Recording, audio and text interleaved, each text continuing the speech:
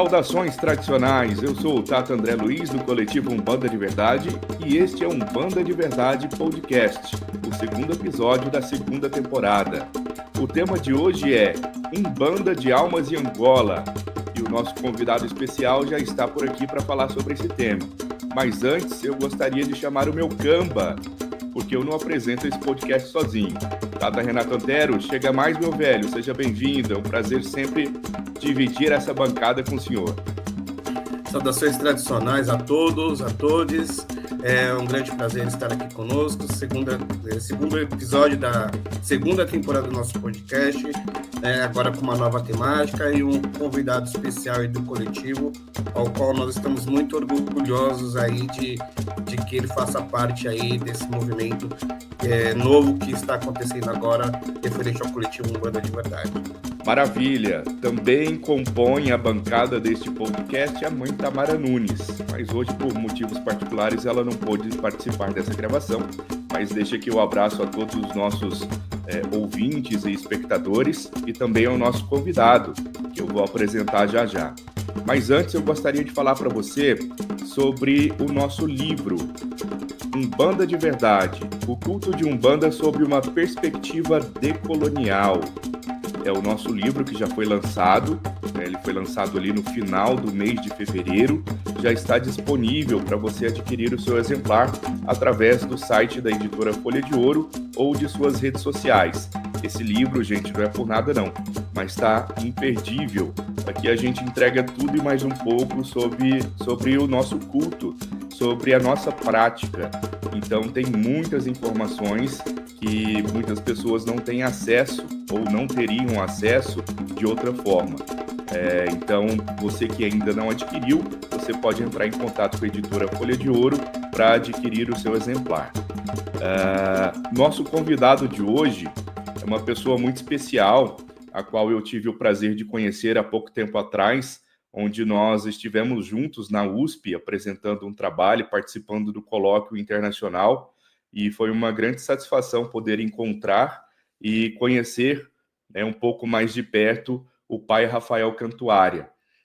A gente já havia se falado pelas redes sociais, é uma pessoa que sempre está discutindo os assuntos conosco, e nós tivemos então essa oportunidade de se encontrar na USP, e posteriormente também nós dividimos ali a apresentação do Diálogos Afrodiaspóricos, que ocorreu no final do mês de março, que também foi muito produtiva a discussão.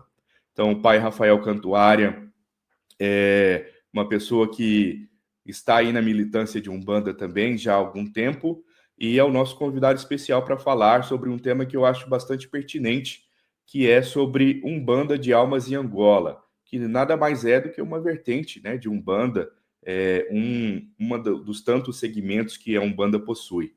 Então, meu velho, seja bem-vindo, é um prazer recebê-lo aqui no nosso podcast. Eu gostaria de pedir para que o senhor brevemente se apresente, conte um pouco sobre a sua trajetória espiritual neste caminho de Umbanda. Saravá. Saudações tradicionais, irmãos. É sempre um prazer estar aqui com vocês, é sempre um prazer construir espaço junto com vocês. Eu gostaria de começar minha fala saudando os que vieram, saudando minhas bisavós, meus avós, minha mãe, saudando minha família espiritual, a minha casa espiritual, tanto a casa de Umbanda de Ogum de Ron, da qual sou filho, quanto a casa de Umbanda Cantinho de Amor de Vovó Catarina, a qual eu dirijo, construo, faço parte. É muito importante que a gente entenda que a gente só é possível a gente estar aqui e chegar aqui porque outros vieram antes e outros construíram esses espaços antes de nós, estiveram na luta bem antes de nós. Bem, gostaria muito de agradecer pelo convite, primeiramente. É uma honra estar aqui, é uma honra poder falar sobre a vertente a qual eu sigo e construo, que foi uma vertente muito marginalizada dentro dos espaços de Umbanda, principalmente ali pela intelectualidade kardecista, que disputou muito nossos espaços. E eu acredito que meus ancestrais estejam muito felizes que, nesse momento, eu possa estar levando essa bandeira e desconstruindo tudo aquilo que foi direcionado a nós. Eu sou neto espiritual do Luiz D'Angelo, que para mim é uma pessoa muito importante na história da Umbanda, né? Apesar de toda a tentativa de apagamento sobre a sua história. Iniciei minha vida dentro da casa de Umbanda, das Almas de Angola. Passei pelo Candomblé, a qual eu sou filho de Gongobila, onde alguns chamam de telecompenso, né? E na minha casa a gente entendia que telecompenso era uma forma de se tratar Gongobila, de se chamar Gongobila. Passei pelo culto de Fá, a qual eu ainda faço parte de uma família, né, de Fá. Mas o meu lugar, minha ancestralidade é dentro da Umbanda das Almas de Angola, onde eu vivo e onde me mantém vivo. E é isso, assim, para mim está sendo estou muito feliz de estar aqui e espero poder compartilhar o máximo de informações sobre a Umbanda das Almas de Angola com vocês e com todos que estejam nos ouvindo.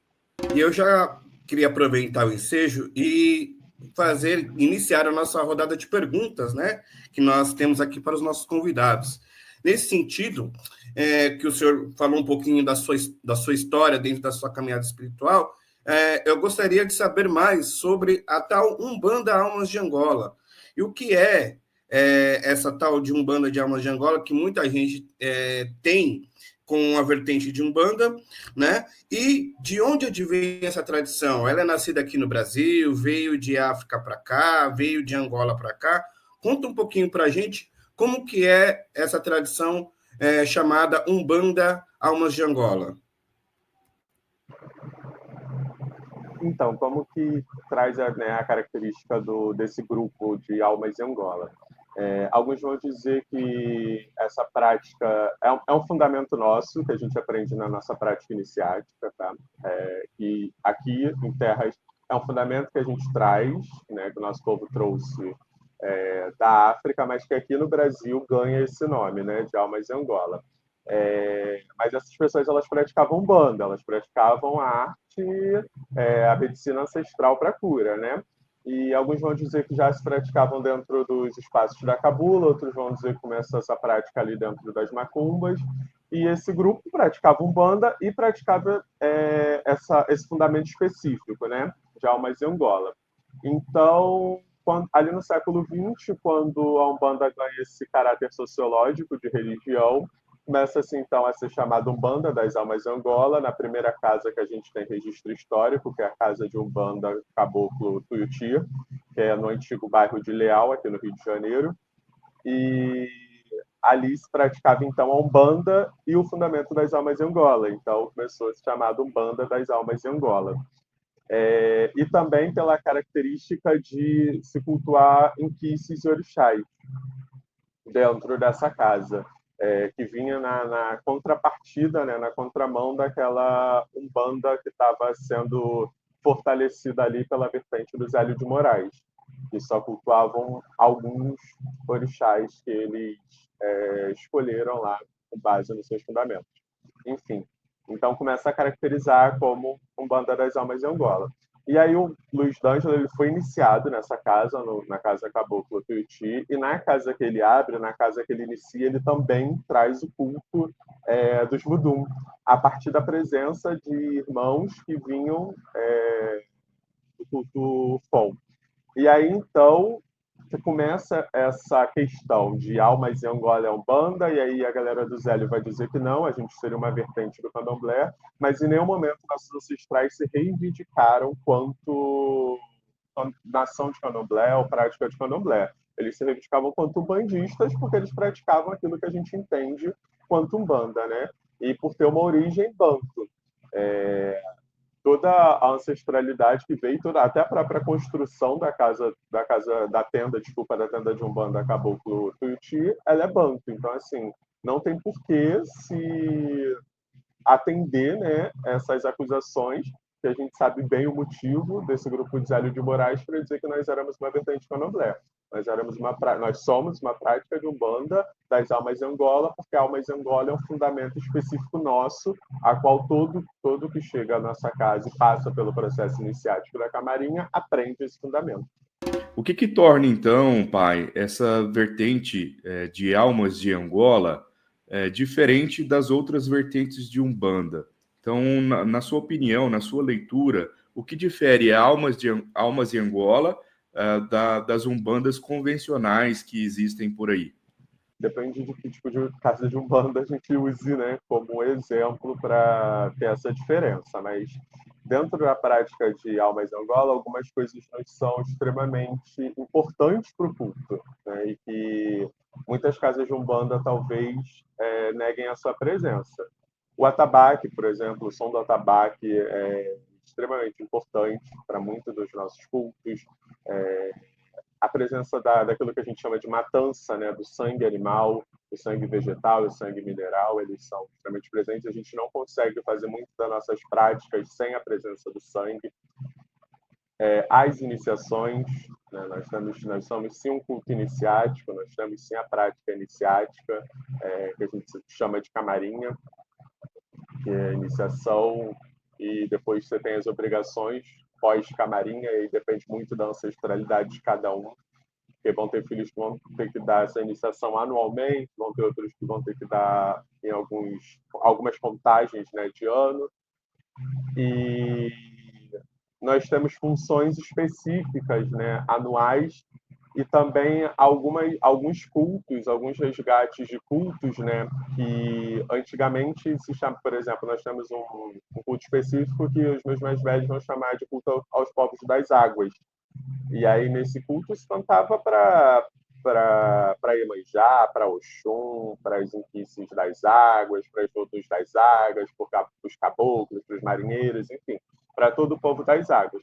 E depois estudando, né, entendendo, e também entendendo que muitos dos meus ancestrais não tiveram direito, né, ali ao estudo formal, a gente começa a entender e ver e comprovar aquilo que eu falei antes da questão de quanto nós somos uma Umbanda, de quanto nós temos uma tradição banto, de que muitos dos povos bantus fazem esse culto para as quiandas, né? Que hoje ainda é muito presente lá em Angola. Então, entendendo que esse culto das águas, na verdade, nada mais, nada menos do que o culto às quiandas que a gente tem dentro da prática de Almas em Angola. E dentro desses cultos, a gente também cultua os nossos ancestrais dessa terra, locais, que tiveram ali proximidade com a questão das águas, dos encantados das águas, dos nossos ancestrais foram trabalhadores próximos a essas regiões, quanto o povo do cais, pescadores, enfim, e que hoje retornam, né, como nossos ancestrais, para nos orientar. Então, são práticas que a gente não vê, por exemplo, em muitas das casas de Umbanda. No máximo ali que a gente encontra, por exemplo, pelo menos aqui no Rio de Janeiro, é ali o culto a Iemanjá, em fevereiro, né, muito com caminhadas, né, seguindo a questão da Romaria Católica, de levar coisas ao mar, que também foi trazido pelo nosso povo banto, né, essa questão de levar as oferendas ao mar. Então, a gente vê muito reduzido a essas práticas e essas outras que se perderam, mas que a gente, felizmente, ainda consegue manter dentro do nosso culto de almas em Angola, isso talvez também seja uma diferença dos demais cultos, além da prática iniciática e da presença de alguns objetos. Maravilha. Seguindo essa situação, então, e essa premissa, né, de abordagem quanto às entidades, a forma de culto, como que se dá o culto aos orixás, voduns e quices dentro da Almas de Angola? Como é que funciona? Está aberto, é feito de uma forma universal ali, onde você tem as três divindades de panteões diferentes, ou você lida somente com o orixá, inquice, vodum? Conta um pouquinho para a gente como é que funciona essa dinâmica do culto a divindades nesse segmento específico. Então, na minha casa, há uma forma um pouco diferente até do que se havia na tenda do Caboclo Tuiuti, né? Inclusive, as casas de almas em Angola, geralmente, elas recebem o nome de tenda, e por algum motivo a minha casa, ali, por orientação da espiritualidade, é a primeira a romper, né, entre aspas, com essa questão e receber o nome de casa de Umbanda. Mas a maioria das casas de almas em Angola, elas recebem o nome de tenda de Umbanda. E o registro histórico, né, na tenda de Umbanda do Caboclo Tuiuti, eles de fato recebiam. Assim, os orixás, os vodôcios, os inquices, eles vinham juntos, entende? Não havia dessa diferenciação, de um dia só para orixá, um dia só para voodoo, não. Eles viam juntos mesmo, e era sempre no início das obrigações, no início das festividades, no início das giras. Se saudava primeiro eles, os filhos da casa, então, recebiam eles passavam, então, seguia para conseguir dar prosseguimento. Era sempre eles que abriam as atividades. Na minha casa, entendendo... Desculpa, na casa do Caboclo não recebia voodoo, só orixá em si. Na minha casa, entendendo que a gente não tem o conhecimento das tecnologias ancestrais para iniciar e receber orixás e quices e voduns, a gente segue a linha ali do pai Luiz D'Angelo de que nossos terreiros não são apenas espaços de culto, mas são também espaços de preservação de memória e ambientes políticos. Então, a gente mantém como preservação da nossa memória ancestral, até por não ter noção das nossas origens, por não ter noção do quanto de ancestralidade Yorubá, Afon, Banto nós temos, nós respeitamos, cultuamos, citamos essas entidades, louvamos elas em cantigas em português, louvamos orixás, inquices e voduns, no modo de respeito e de preservação para que essa memória não se perca, para que as pessoas entendam que eles existem, que eles se fazem importante.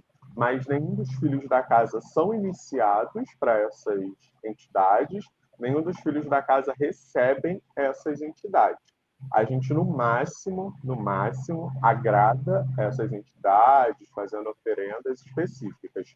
A única entidade, a única orixá que a gente trabalha assim diretamente é Exu, que guarda a nossa porteira junto com outras entidades. Ele é assentado, né? Sempre que alguém vai abrir uma casa, que o filho vira pai para abrir uma casa, né? O seu pai, sua mãe de santo, ele assenta o Exu para aquele filho, entrega a ele para que seja posto na porta, para que guarde aquela porteira, e aí então é a única entidade que a gente lida diretamente, sabe? Que a gente trabalha diretamente com o Exu, que é o guardião das nossas porteiras, né? E que todo o início de trabalho, a gente entende que nada se inicia sem Exu. Nada se inicia sem alimentar Exu, nada se inicia sem reverenciar Exu, nada se inicia sem a permissão dessa força. Mas os outros orixás, os inquices, os voduns, eles são... eu não diria apenas, porque eu acho que é uma palavra que é muito reducionista, né? Reduzir muito o papel do que é feito ali. Mas eles são citados, eles são louvados, e a gente mantém a fé neles como uma forma de entender que também eles foram muito importantes para os nossos ancestrais, que também eles foram ferramentas que nossos ancestrais tiveram para enfrentar todo o terror da escravidão. Porque enquanto eles eram torturados, enquanto eles passavam pelos diversos terrores que a escravidão os apresentou, era mantendo a fé, era mantendo os pensamentos, era mantendo a presença dos orixás, dos inquices, dos voduns ali, que eles conseguiram se organizar, que eles conseguiram resistir, que eles conseguiram manter. Então, o pai Luiz D'Angelo ele falava muito da importância disso, que a gente não pode esquecer a presença dessas entidades, né, da importância dessas entidades para a nossa ancestralidade. E por isso, então, eles são louvados, eles são citados, eles são reverenciados. Mas nenhum dos filhos é iniciado para eles ou os recebe dentro do nosso terreiro.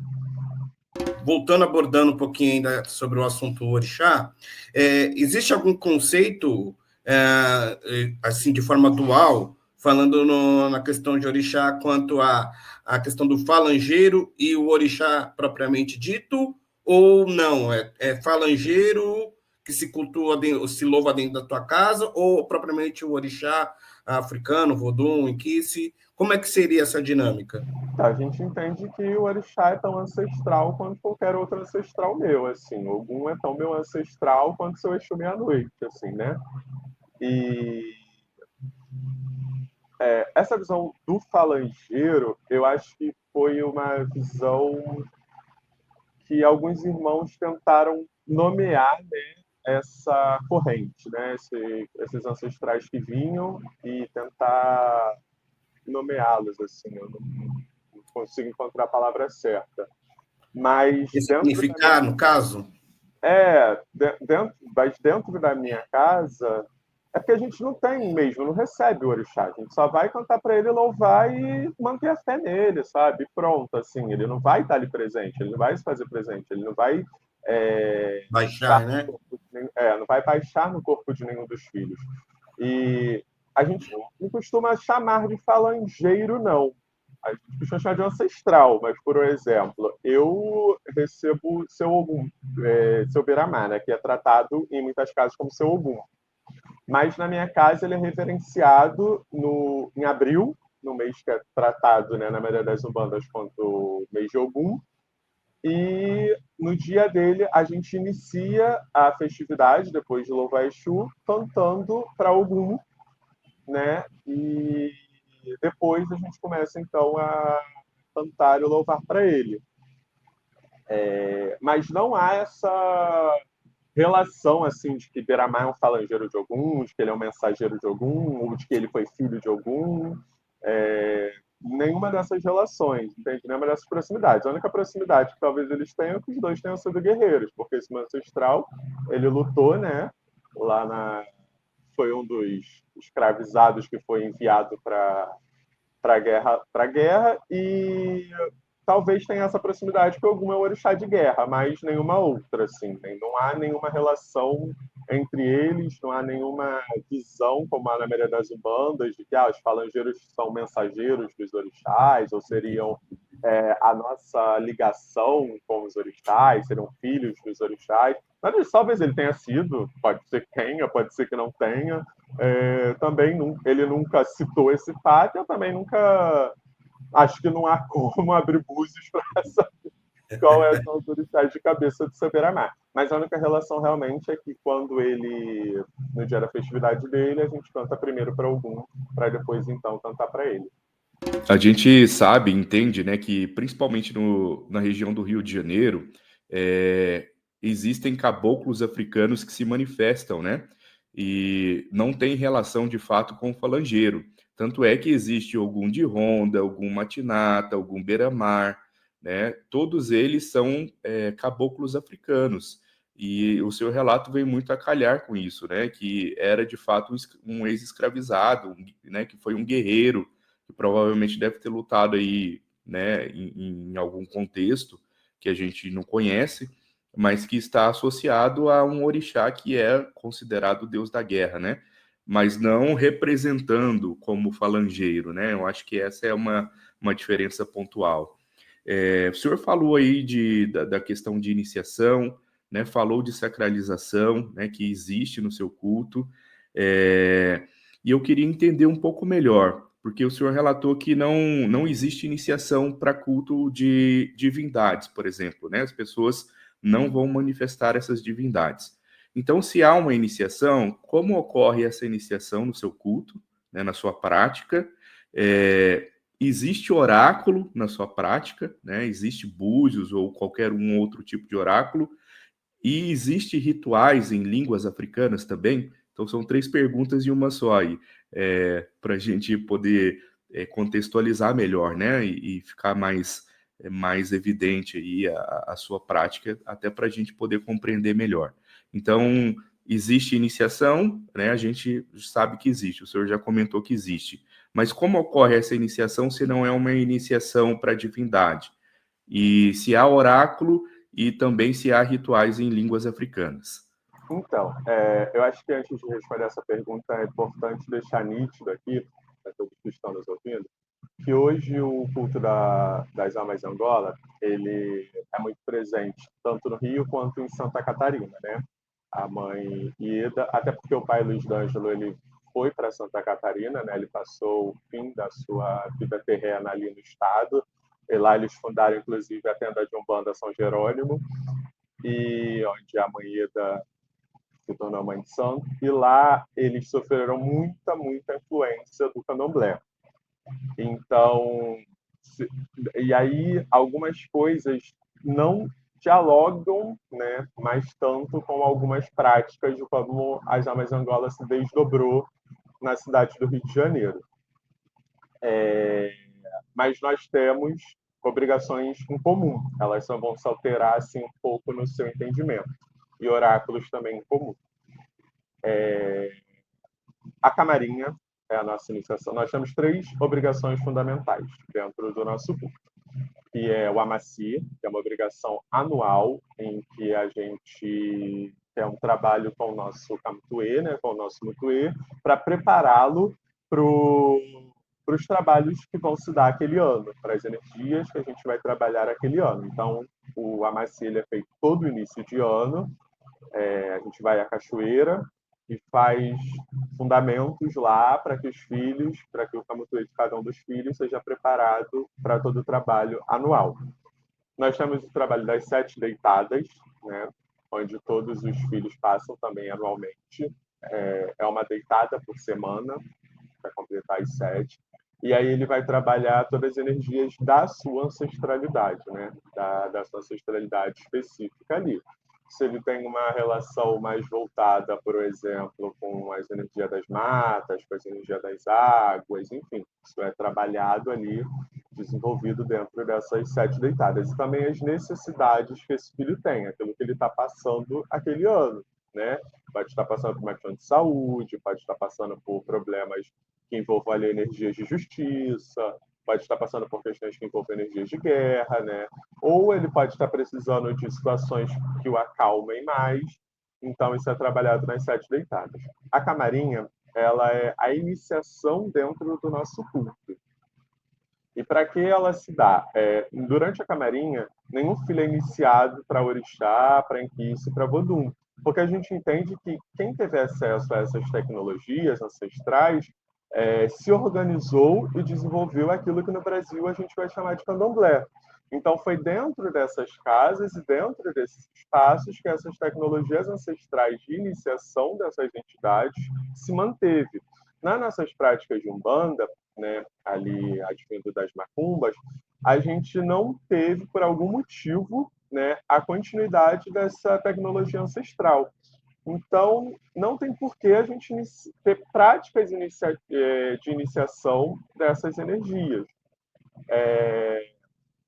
Então, os filhos, a camarinha, ela vai servir como iniciação do filho dentro da prática de Umbanda, para que ele aprenda os fundamentos, para que ele aprenda práticas específicas, para que ele entenda a sua função dentro da comunidade, né, recebendo ali o seu cargo, aquilo que a ancestralidade está trazendo para ele, colocando para ele como função dentro da sua comunidade, dentro do seu terreiro, aquilo que precisa ser específico. É um momento também de compreensão melhor da sua ancestralidade, de desenvolvimento. Na camarinha, os ancestrais do filho precisam estar prontos para se apresentar, para arriscarem seus pontos, para dizerem, né, nos momentos específicos quem eles são, qual a ligação, com que eles estão trabalhando, entendeu? Então, assim, a camarinha ela vai servir para isso, para iniciar, para que o filho tenha total, não diria total, né? Mas diria assim, o maior domínio sobre aquilo que ele está cultuando e o maior domínio sobre aquilo que ele está fazendo, e entendendo também o seu papel dentro da comunidade, porque a gente entende que no terreiro, né, nos nossos quilombos, nas nossas comunidades, cada um tem uma função, cada um tem uma função a desempenhar, e essa função não vem dos nossos achismos, essas funções vêm das nossas relações ancestrais, né? Porque a ancestralidade ela também norteia nosso papel dentro das nossas comunidades, e para isso serve a obrigação da camarinha. E a partir disso nós vamos ter obrigações específicas de tempo, para reforçar o tempo, né, que o filho deu aquela iniciação.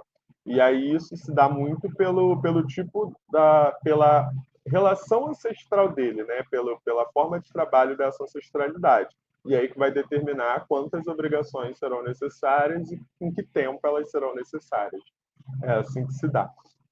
A questão dos oráculos, nós entendemos que os búzios, eles existiram em vários cultos, né? Eles não são um objeto de domínio dos povos iorubás.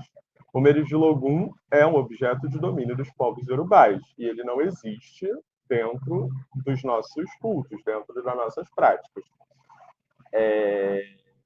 Existem outros oráculos que utilizam ali os búzios, existem os oráculos que vão utilizar os ossos de animais, existem os oráculos que vão falar através de outros objetos. E aí depende do porquê nós estamos usando aquele oráculo, qual é a função dele, né? E como a gente aprendeu com nossos ancestrais aquele oráculo para aquela determinada resposta, para aquela determinada prática. Porque, por um exemplo, eu estou me comunicando com quem? E eu quero que tipo de resposta? Entende? Então é para isso que eu vou usar aquele determinado oráculo, que ele vai precisar falar. E também entendemos que nossos ancestrais, eles têm essa sabedoria de nos nortear. Tudo bem que eles não têm a obrigação, a gente não entende como obrigação do meu ancestral vir e responder minhas perguntas, ou servir como oráculo. Se ele quiser fazer isso, é uma de suas funções. Mas isso também é a autonomia dele. Né? Um preto velho ele pode vir em terra e eu posso perguntar coisa a ele, ele não tem por obrigação me responder. Como muitas umbandas vão colocar, né, ali os dias de consulta, os dias de trabalho, dando essa obrigatoriedade a essas entidades. Sendo que eles já foram escravizados em vida, né? Não tem por que a gente os escravizar também nesse pós-vida. Então, mas a gente também entende que os nossos ancestrais também são formas de oráculo. Eles também trazem respostas, eles também trazem essa comunicação, apesar de não haver essa obrigação. Muitas das vezes eles vão vir para dançar, muitas das vezes eles vão vir para confraternizar conosco, muitas das vezes eles vão vir para nos parabenizar por vitórias, muitas das vezes eles vão vir para nos ajudar em momentos tristes, ou enfim, para nos curar, seja de diversas formas, né, que a gente esteja necessitando de cura, mas eles também podem servir como oráculo. E a terceira pergunta sim, nós temos fundamentos e rezas, né, e cantigas em línguas africanas. A maioria, 99%, nós temos de línguas africanas são em línguas banto, mas nós temos, por exemplo, a nossa reza do banho, que é em língua iorubá.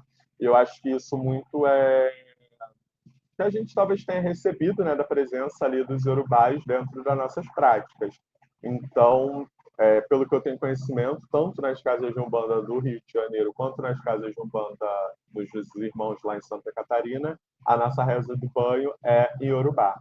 Mas a maioria das nossas outras rezas, cantigas e fundamentos que são em línguas africanas são em banto, né, em muitas das línguas que compõem ali os povos bantos.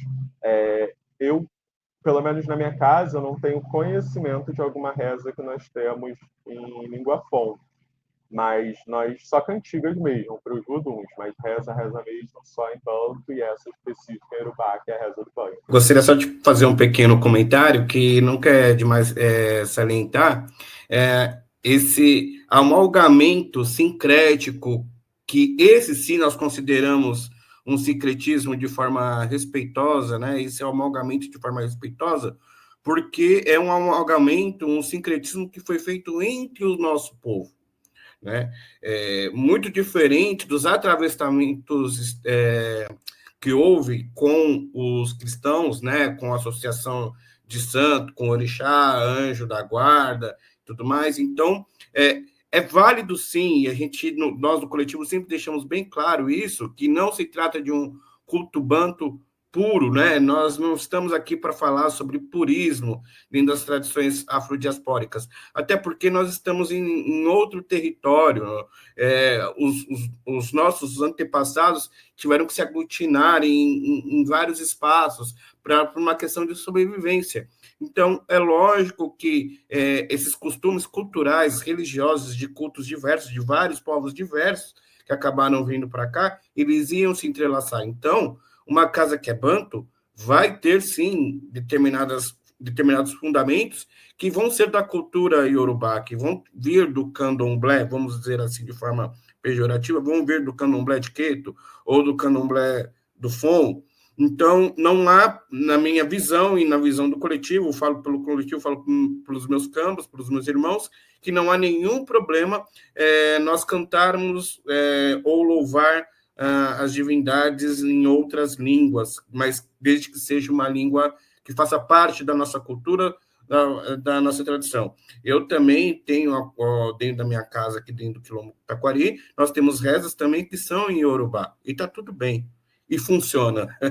O mais legal de tudo é que funciona. Não é porque eu tenho uma tradição congo-angola que se eu cantar em Yorubá não vai funcionar. Não, vai funcionar porque faz parte da tradição, faz parte da cultura dos nossos povos. Seguindo aqui com a nossa rodada de perguntas, eu gostaria de perguntar ao pai Rafael Cantuária o que você... Qual é a leitura que você faz referente à Umbanda atual e onde há um crescimento dessas vertentes universalistas? O que você pode falar para a gente em relação a isso? Eu acho que essa pergunta casa exatamente com aquilo que foi dito, né? Sobre o sincretismo. Vão haver aquilo que foi dialogado entre os nossos povos e os povos originários, né? E aquilo que nos foi imposto. Impostos através de disputas, impostos através da posição de poder, né? Então, as nossas umbandas, né, o que deveria ser a umbanda nesse território, aquele culto que foi trazido pelos nossos ancestrais e que, em diálogo com os povos dessa terra, houve então seus desdobramentos, né? E essas umbandas universalistas, né, que são mais para umbandas da Universal, só falta botar do Reino de Deus, né, ali do lado, elas, na verdade, são manifestações dessas imposições, dessas disputas que foram tomadas dentro dos nossos espaços e dessas colocações de que a branquitude ela quis ocupar os nossos espaços sem entender os nossos espaços, sem respeitar a nossa história, sem querer compreender por dentro a nossa visão de mundo. E quando a gente fala em branquitude, a gente não está falando em pessoas brancas, né? Pessoas brancas têm total direito de serem bandistas, pessoas de qualquer cor, de qualquer gênero, enfim, não tem essa diferenciação. Quando eu falo em branquitude, eu falo em relação de poder, aquilo que é institucional, né? E então eles criam essas vertentes desrespeitosas à nossa memória ancestral, desrespeitosas à nossa tradição, para ignorar todo o acúmulo do nosso povo, para ignorar todas as visões que o nosso povo tinha sobre as mais variadas coisas e para impor ali a sua forma de culto, para impor o seu entendimento. Porque que outro culto é universalista nesse mundo que nós temos? Existe uma igreja católica universalista? Existe uma igreja evangélica universalista? Existe um budismo universalista? Não, eu não vou para dentro da igreja católica pedir para o padre rezar para Buda, ele não vai. Né? Inclusive, eu vou ser atacado por heresia. Assim como eu não vou para dentro de uma igreja evangélica pedir para o pastor falar em nome de Thor, ele não vai. Entende? Assim como eu não vou para dentro do budismo pedir para falar de Afrodite, assim como eu não vou para dentro de nenhum outro culto pedir para fugir da cosmogonia daquele culto. Então, por que dentro dos nossos cultos precisa haver esse universalismo? Por que dentro dos nossos cultos precisa haver esse desrespeito? Então, eu vejo essas chamadas umbandas porque, particularmente, eu não consigo considerar isso umbanda, né? Entendendo e respeitando os meus ancestrais sobre o que é Umbanda, sobre a ação de Umbanda que eles faziam, como, na verdade, um desrespeito. Uma forma ali de apagar totalmente tudo aquilo que a gente construiu, né, até o momento, falar, não, a partir de agora a gente quer fazer assim, a gente quer ser assim. Aqui no Rio de Janeiro nós temos casas, por exemplo, que se denominam Umbanda Universalista Cristã, Umbanda Universalista do Rei Salomé e de Dalila. Mas qual foi a relação, por exemplo, de Dalila com o povo banto? Tipo, qual foi a relação de Dalila com a nossa ancestralidade, sabe? E você vai ver dos mais diversos tipos, assim, que trazem dragões, dinossauros, que trazem alienígenas. Aí você fica... Mas qual foi a relação, né? Porque é contraditório por si só. Porque, assim, se eu estou trabalhando com a minha ancestralidade, eu tenho um ancestral dinossauro, tipo, um dragão, né? Então, assim, são essas coisas que a gente precisa questionar. Então, eu acho que por isso que eu digo que nossos espaços de resistência, os espaços que a gente constrói, são extremamente importantes, porque é demarcar território e é honrar a nossa memória ancestral, né? Dizer, não, aqui não vai ter essas práticas. Aqui, se você quer receber seu rei Salomão e sua princesa Dalila, você vai fazer isso em outro espaço, não dentro dos nossos cultos de Umbanda. Não há espaço para isso, até porque rei Salomão não iria beber uma cachaçinha de, né, ali do botequim que tem geralmente tem próximo aos nossos terreiros. Então, eu vejo dessa forma. Antes da próxima pergunta, eu gostaria de dizer aí para quem está nos assistindo e nos ouvindo aqui através do podcast, que nós estamos organizando uma quizomba no dia 3 de maio, na cidade de São Paulo. Então, gostaria de convidar a você que tem curiosidade para saber como é que é a nossa prática de Umbanda, como é o nosso culto, de que forma a gente faz uma Umbanda decolonial.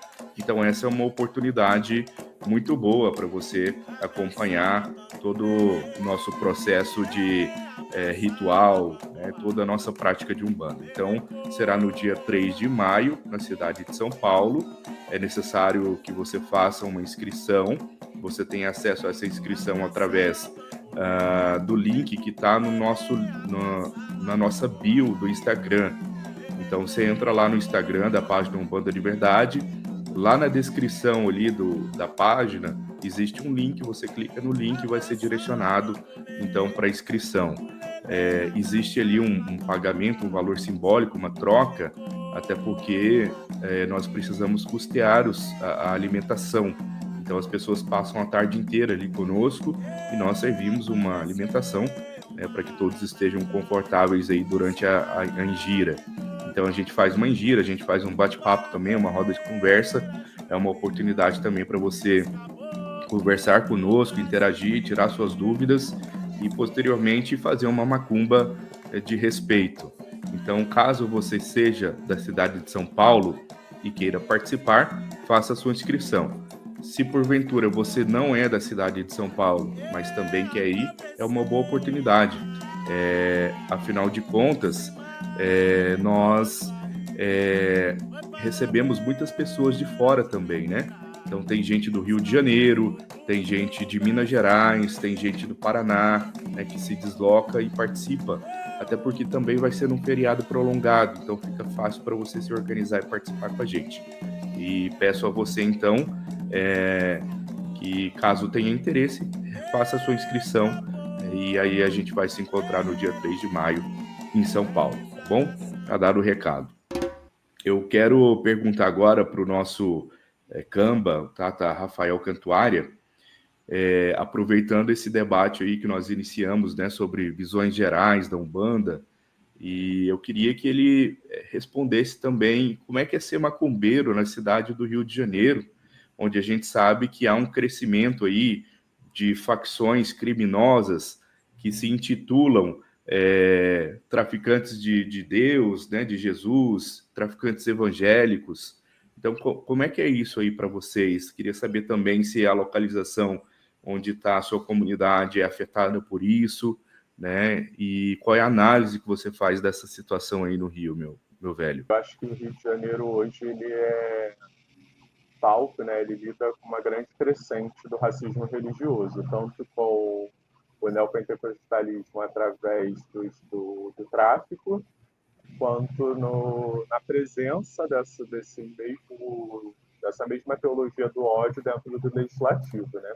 É importante a gente ressaltar, por exemplo, que partidos como o PL tiveram crescimentos expressivos tanto na Câmara dos Vereadores da cidade quanto na Assembleia Legislativa do Estado, e são grupos, né, que utilizam do seu poder para mostrar que estão na contramão do nosso avanço, do respeito do nosso espaço.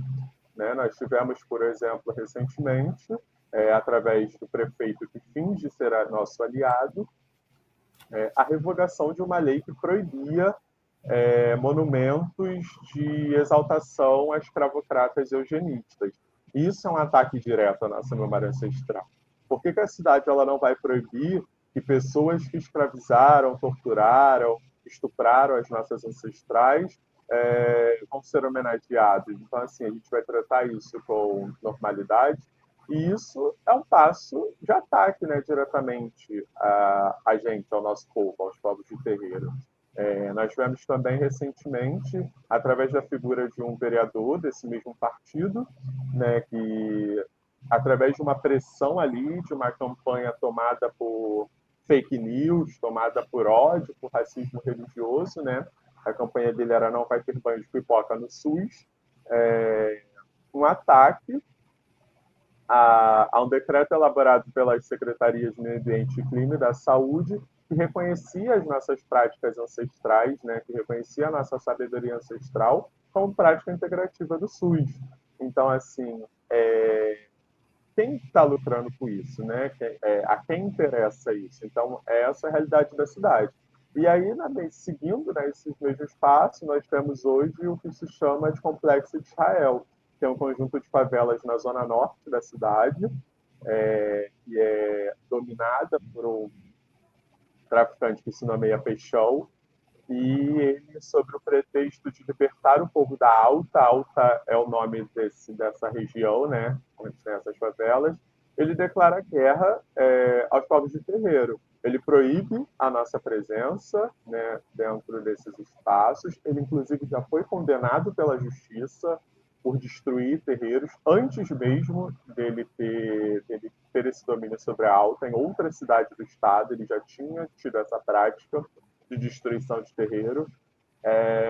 E ele, então, chega no Rio, ele planeja tudo isso, porque ele mesmo diz que ali entre 2017 e 2018 ele já tinha isso tudo planejado na cabeça dele, como tomar, o que fazer, e que ele iria levar a palavra de Deus, né, de Jesus para as pessoas, e iria expulsar, sim, tudo aquilo que afastasse as pessoas de Jesus. Né, que, né, nessa visão, nessa teologia do ódio, nós afastamos as pessoas de Jesus, né? Nós somos esse inimigo que eles têm. Então, hoje, os povos de terreiro vivem sob uma constante ameaça, porque até mesmo o G1 e a CNN fizeram matérias, né, mostrando o avanço, né, das denúncias de intolerância religiosa e de crimes praticados possivelmente com ligação à intolerância religiosa, e o Rio de Janeiro está entre os 3 principais estados que se tiveram esse avanço. E são avanços gritantes, assim, sabe? São avanços bem expressivos. Então, a gente vive sob uma constante ameaça, porque nós não temos um apoio legislativo, poucos ali estão realmente comprometidos com as nossas lutas, porque são atravessados por essas lutas, porque também são irmãos de terreiro. Há alguns, e eu acho que isso também não seja só uma característica do Rio, mas de todo o país, que são pessoas que dizem falar em nossos nomes, mas na prática votam, né, em leis e projetos que nos atacam. Então, também no Rio de Janeiro há essas pessoas que dizem que visitam terreiro. Se você for nas redes sociais dessas pessoas, são visitas a terreiro, foto com lideranças espirituais, né? Mas que, na verdade, a prática deles é totalmente contrária, é totalmente nos jogar ali para a morte mesmo. Mas isso é histórico, né? Porque se a gente pega, por exemplo, pessoas que fingiam ser nossos amigos, que fingiam querer falar por nós, como Nina Rodrigues, por exemplo, que era amigo de várias lideranças religiosas, e a prática dele mostrava o que ele era, né? Então, respondendo a sua pergunta, é difícil, irmão, é muito difícil. Nós temos uma tarefa hoje no Rio muito árdua, sabe? O meu terreiro, assim como a maioria dos terreiros hoje, está localizado em um bairro muito afastado do centro da cidade, então nós não somos diretamente afetados pelo Complexo de Israel, porque nós estamos numa área muito longe do seu domínio. Mas isso também é consequência desse projeto, sabe? Desse projeto de poder de um evangelistão, né? Como está sendo chamado. Porque é jogar os terreiros, as casas de matriz africana, por mais longe possível da cidade, ali para as linhas extremas, né? Já para os bairros totalmente afastados, para os bairros de menor índice de desenvolvimento humano, para os bairros que sofrem com racismo alimentar, que sofrem com racismo ambiental, né? Porque são bairros com os piores supermercados, vamos assim colocar. Então, o nosso acesso à alimentação também é reduzido, é piorado, porque você vai num bairro ali da classe média ou da própria elite, você vai ter os melhores alimentos. Então, isso vai atingir até nas nossas atividades, porque se eu vou fazer a feijoada do meu preto velho, eu vou ter que, infelizmente, ter acesso aos piores feijões, às piores carnes, enquanto se eu tivesse localizado em um bairro diferente, eu poderia ter acesso a uma questão melhor, né? Então, traz todo esse debate também do racismo ambiental e alimentar. E esses ataques ao nosso povo, eles favorecem diretamente alguém, porque aí nós temos, nesses bairros, o crescimento quase que explosivo, né, de igrejas, assim, de igrejas que pregam a teologia do ódio, de igreja que pregam que tem que se destruir nossos terreiros, sabe?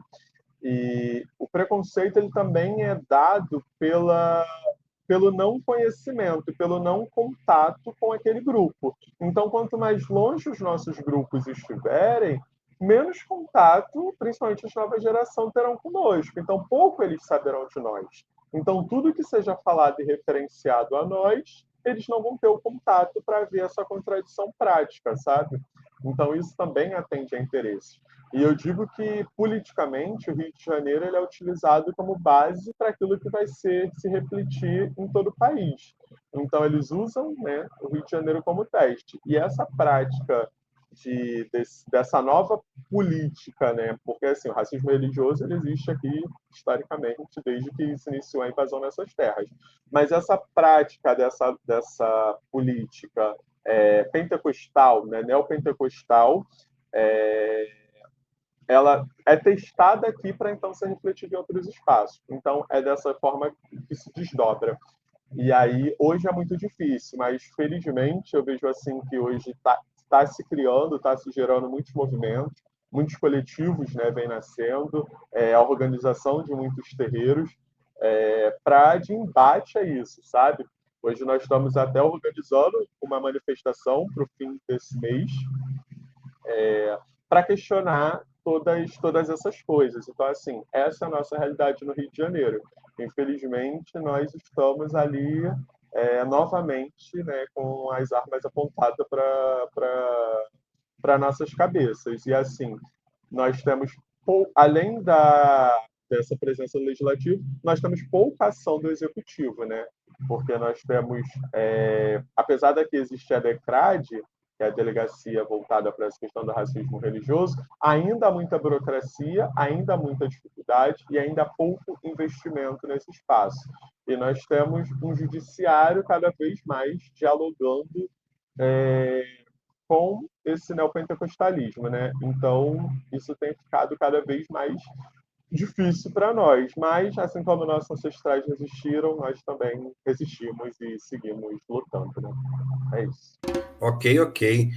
Meu velho, eu acho que o senhor já falou um pouquinho, mas eu gostaria, nesse sentido, de perguntar ao senhor quais são as principais estratégias, desafio para manter a sua tradição, né, essa tradição de almas de Angola, e garantir que o legado ancestral da tua casa seja passado para as próximas gerações. Quais são os principais desafios e estratégias que que o senhor faz hoje atualmente na tua região, na tua comunidade? Os desafios meio que eu já enumerei, né? A maioria. Então, assim, nós temos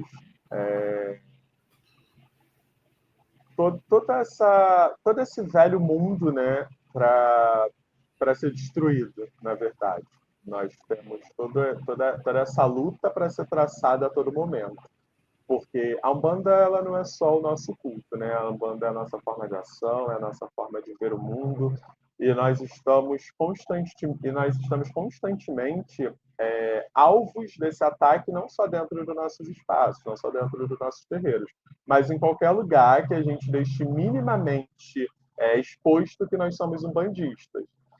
Então, os desafios são esses. Assim, o racismo religioso tenta nos matar, nos apagar a todo momento, a todos os dias, e que vem se organizando cada vez mais no legislativo, no executivo, no judiciário, nas forças paralelas, né, que também são braços do Estado, como o tráfico, as milícias, com ações como expulsão de nossos terrenos, sabe?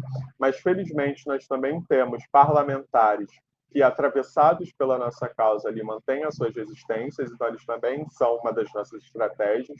né? É importante falar dessas pessoas, é importante reconhecer o trabalho delas, e é importante reconhecer até mesmo parlamentares que não são do nosso culto, mas por serem pessoas não brancas, entendem a luta ancestral que existe, como o pastor Henrique Vieira, por exemplo, que encaminhou um projeto de lei que obriga o Estado a utilizar espaços de domínio do Estado que não estejam sendo utilizados para ceder a terreiros que tiveram que sair de seus espaços por conta de algum tipo de violência. Então, é um projeto extremamente importante, é um projeto que a gente tem que acompanhar, tem que estar ali junto, e tem que saudar, né, o pastor Henrique Vieira pelo seu reconhecimento, pela sua luta, pelo quanto ele vem trabalhando contra o racismo religioso. Até mesmo dentro do seu espaço religioso, que não é o mesmo que o nosso, mas que em muitos momentos ele recebe, né, pessoas do nosso culto e abre ali, né, para que a gente possa falar. E esse diálogo é extremamente importante, porque nós não podemos ser sectários, nós temos que ser estratégicos, né? A gente aprende com os nossos ancestrais que a estratégia é extremamente importante, porque muitas das vezes nossos ancestrais tiveram que se organizar com pessoas que não eram de nossos cultos, e graças a isso eles conseguiram manter ali nossos cultos vivos, através da estratégia. Então, nós precisamos ser extremamente estratégicos em nossas alianças, e entender quem naquele momento está do nosso lado. Então, os trabalhos que são feitos, o letramento racial é extremamente importante, porque não adianta existir um terreiro que só se recebe ancestrais, você tem que ter um letramento racial. Você tem que fazer com que as pessoas entendam quem foram esses ancestrais, o que eles viveram, os atravessamentos que eles passaram e o quanto isso ainda é presente na nossa realidade, sabe? Então, dentro do meu terreiro, a gente tem espaços, sabe, de conversa, de diálogo, os filhos trazem as suas dúvidas, e a gente conversa junto e a gente aprende junto, porque não é porque eu estou numa posição de liderança que eu já sei de tudo. Eu também preciso aprender, né? Eu também preciso aprender com os meus filhos. Eu acho que isso é extremamente importante e eu acho que isso é algo que a gente precisa também debater dentro dos nossos terreiros, né? A vaidade hierárquica que existe. Nós também aprendemos com os nossos mais novos. Nós também aprendemos com os nossos mais velhos, tanto que a presença disso são os herês, os cafiotos, né? E os preto velhos, eles deixam isso teologicamente apontado para a gente, que nós temos que aprender sempre nesse ciclo. Então, acho que também é uma das estratégias que haja o diálogo dentro dos terreiros, que haja a explicitação sobre a presença e a história dos ancestrais, o quanto ela reflete na nossa realidade. Acho que outras estratégicas sim, a organização política, apesar da gente entender que esse projeto político não é um projeto que nos contempla, né?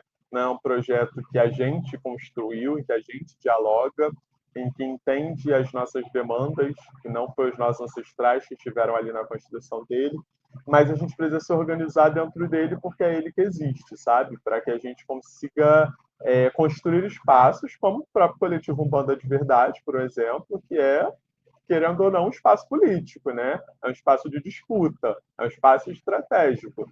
Então, assim, e de desconstrução, porque muitos dos nossos irmãos, por mais que eles possam vir a ter prática que não condizem com as nossas, isso não os caracteriza como inimigos, porque muitas das vezes eles vão ter práticas porque eles estão repetindo prática de seus ancestrais, ou porque eles nunca tiveram acesso, né, um confronto ali a uma contradição, né?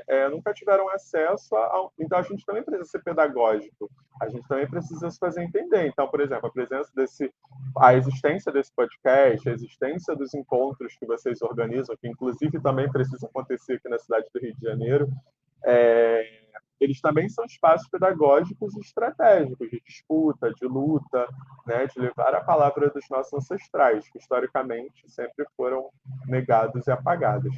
Então, eu acho que é isso, assim, para a gente, a luta é longa, ela não vai ser vencida hoje nem amanhã, é um caminho extremamente longo, porque os nossos inimigos estão muito bem organizados, eles têm uma máquina de dinheiro, eles têm as mídias, eles têm as universidades, existem universidades evangélicas, existem diversos espaços que eles conseguem propagar isso Então, acho que a nossa estratégia deve ser de não nos calar, de entender que a política é importante, sim, de fazer um letramento racial entre os nossos, de manter o diálogo entre os nossos, não entender quilombos quanto espaços sectários, pelo contrário, nós precisamos ser em constante diálogo, porque nós somos sim irmãos, apesar de vertentes, de famílias, de entendimentos e espaços geográficos diferentes, né?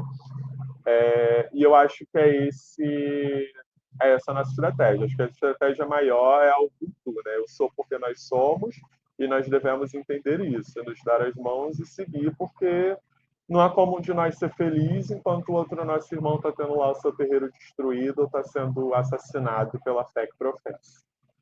É isso. A gente sempre precisa ter uma mobilização política e, principalmente, precisa ter uma união, né, entre todas as comunidades tradicionais de terreiro, seja de Umbanda, Candomblé e outros cultos também, né, Jurema, enfim, qualquer culto que seja de matriz afro-indígena, precisa se mobilizar, se organizar politicamente para tentar, né, nos mantermos vivos, porque, na verdade, nós lutamos não é por espaço, né? Nós lutamos por sobrevivência, por garantia de direitos e pela nossa liberdade de culto. Então, isso para mim é sobrevivência, porque a todo momento esses meios organizados, né, socialmente falando, aqueles que são considerados a elite, né, e aí muito apoiados pelo Estado, porque isso é estratégico, é proposital, a todo momento esse grupo tenta nos aniquilar,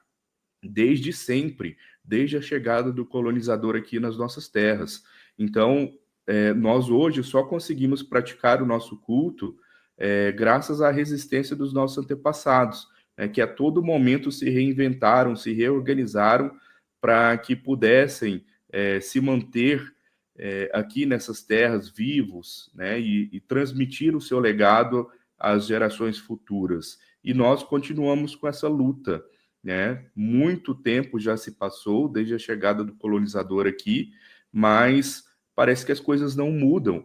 Eu sempre costumo dizer que a gente ainda vive em uma espécie de escravização moral, né? De escravização conveniente, porque apesar da Lei Áurea ter sido assinada lá em 1888, o processo de dominação ainda continua, o processo de aniquilação, né, da cultura preta, da cultura indígena ainda continua.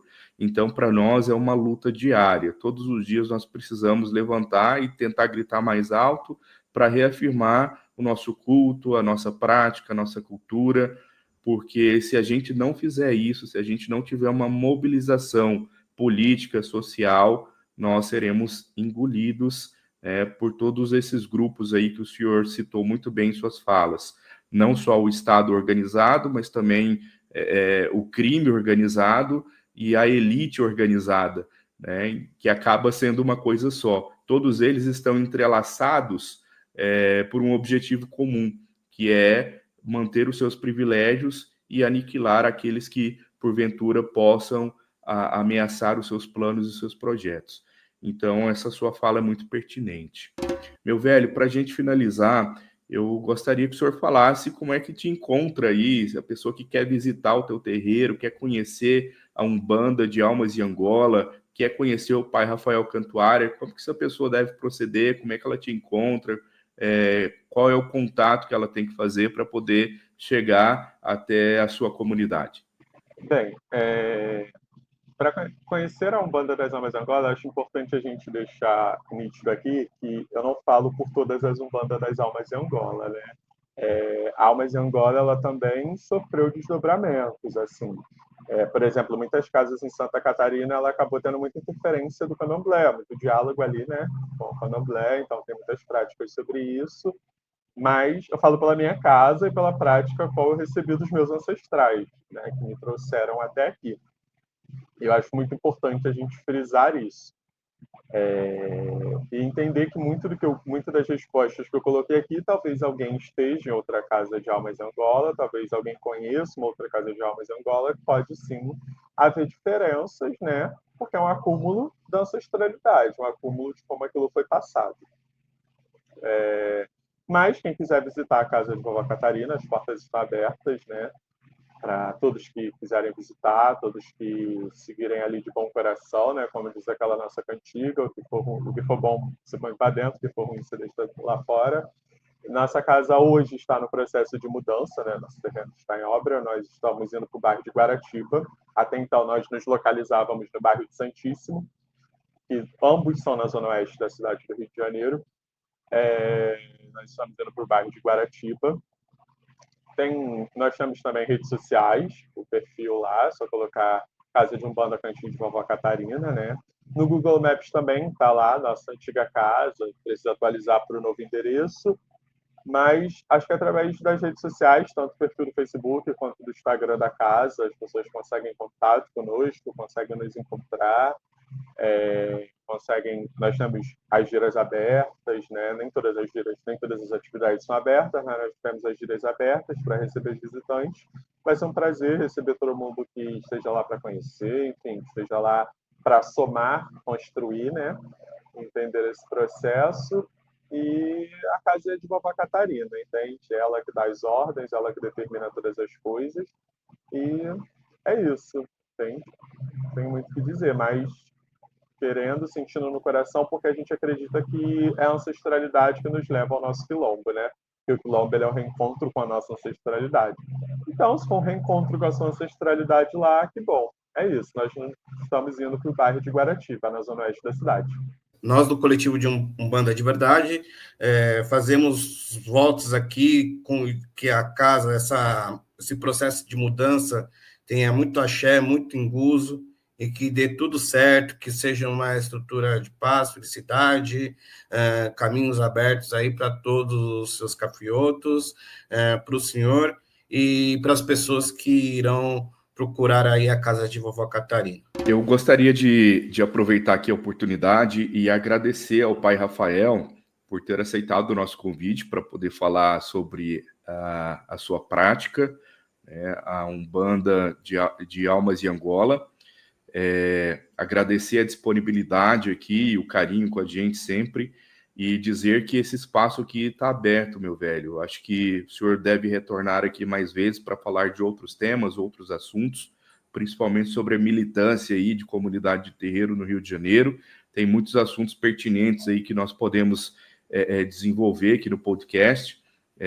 Nós estaremos juntos na segunda-feira em uma live, né, para poder falar sobre essa questão aí do Rio de Janeiro, de ter colocado ali as práticas de terreiro como medicina integrativa e depois voltou atrás, né, para o movimento político. Então a live vai ser para a gente falar sobre esse tema. Mas desde já eu quero colocar aqui também o coletivo Umbanda de Verdade, esse espaço aqui do podcast à disposição para a gente discutir sobre esse assunto e tantos outros que são pertinentes aí à nossa prática e também à nossa cultura preta. Então, muito obrigado mais uma vez por estar aqui conosco e também por ser essa pessoa que o senhor é, aguerrida, né, e que defende a sua tradição. Eu acho que nós precisamos cada vez mais de pessoas assim, falando sobre Umbanda, falando sobre prática ancestral e defendendo a cultura preta. Para mim é uma honra, é muito importante poder estar aqui nesse espaço. Para mim é sempre uma honra construir com vocês, é sempre uma honra construir com os iguais, né? Com os nossos irmãos que têm os mesmos atravessamentos, as mesmas vivências e as mesmas propostas. É uma honra poder falar pela ancestralidade, né? É uma honra poder saudar e manter viva a nossa memória ancestral, manter viva a memória de Vovó Catarina. E agradeço mesmo por esse espaço. Também convido a todos para segunda-feira, dia 7, estar conosco na live, para a gente debater aí, porque senão é só um debate aqui do Rio de Janeiro, né? Um debate nacional. A gente precisa fazer pressão que o Ministério da Saúde reconheça os nossos saberes, né? As nossas práticas, e que nossos corpos sejam respeitados dentro dos espaços de saúde, né? E é isso. Muito obrigado. Que toda a ancestralidade possa nos dar dias maravilhosos, possando trazer muitas coisas boas. E em nome da minha casa, em nome do Cantinho de Amor de Vovó Catarina, eu agradeço muito pelo convite. Muito obrigado. Perfeito. Vamos embora, meus irmãos. Bora. Este podcast tem a produção de Carlos Gonzalez, trabalhos técnicos também de Carlos Gonzalez. A apresentação é de Tata André Luiz, Tata Renato Otero e mãe Tamara Nunes. E o roteiro desse episódio foi de Tata André Luiz. Nós estamos presentes nas redes sociais. Você pode acompanhar o nosso trabalho via Instagram, via Facebook. Nós também estamos no YouTube, no Spotify e no TikTok. Basta você acessar essas redes, procurar por Umbanda de Verdade, que você vai nos encontrar. Tem muito material bacana para você. Nós estamos também com o nosso livro aí no mercado, você pode adquirir, corra, porque a editora imprimiu exemplares limitados e a procura, graças aos nossos ancestrais, está sendo muito grande. A gente já vendeu muito livro e inclusive nós somos um dos autores aí com maior número de vendas, né, da editora Folha de Ouro. Isso muito nos orgulha. Então, se você tem interesse em adquirir o livro, corra, porque essa edição ela está se esgotando. E quero aqui deixar um abraço ao meu querido Tata Renato Otero, meu velho, sempre um prazer dividir essa bancada com você. Muito obrigado. E no dia 3 nós nos encontraremos pessoalmente na cidade de São Paulo para mais uma Kizomba. Meu velho, eu que agradeço ao Tata Rafael também, Cantuária aí por esse episódio, por esse podcast. Dizer pro pessoal que está comprando o nosso livro aí, que não deixe de postar e marcar a gente lá, tira lá sua foto, posta lá o livro lá, pra gente, é muito legal. A gente está pensando futuramente em fazer um painelzinho de foto com o pessoal que tá tirando a foto com o livro, né? Fazer uma artezinha muito legal aí. A gente só tem a agradecer o carinho de vocês conosco.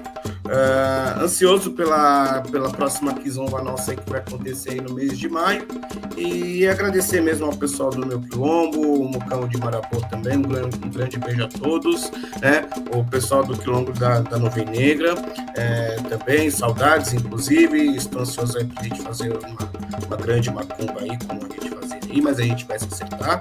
E no mais, agradecer nossos seguidores, os nossos ouvintes aí, pela audiência demonstrada. E informar também que muitas pessoas estão me perguntando, eu fiz um novo perfil no Instagram, tá? Então eu estou separando ali meu Instagram pessoal de um Instagram religioso. Então acompanhem lá, Tata Renato Otero. Nós vamos colocar ali várias informações, divulgar algumas ações do Quilombo Taquari, para que vocês nos acompanhem. A gente tem aí uma relação mais direta nesse sentido. Então eu quero agradecer a todos novamente e até o próximo podcast. Valeu, pessoal, um abraço a todos e até a próxima oportunidade. Muito obrigado. Tchau, tchau.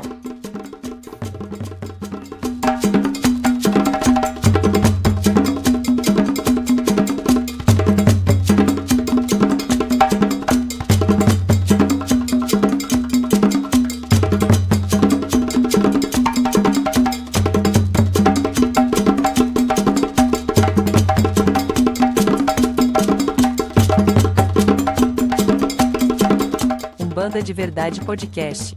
Um podcast sobre Umbanda de Verdade.